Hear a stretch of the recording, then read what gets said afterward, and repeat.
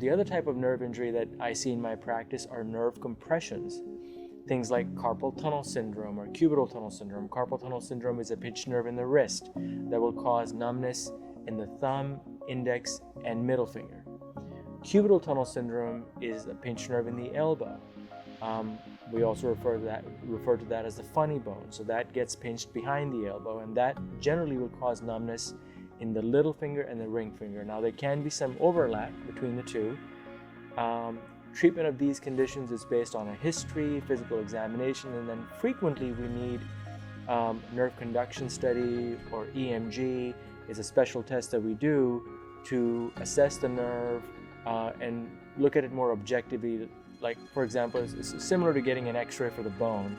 So we get a nerve test for the nerves, and that helps us determine the diagnosis, and it also helps us determine treatment options.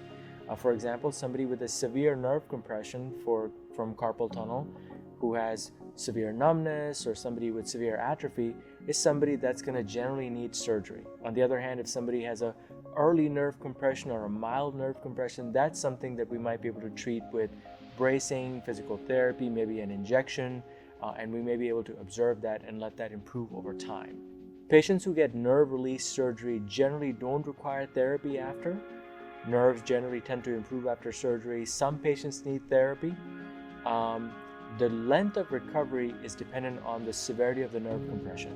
So I always tell my patients who have nerve release surgery that they might improve within a matter of a few months, and then sometimes if they have a severe nerve compression, they might improve for up to a year post-surgery.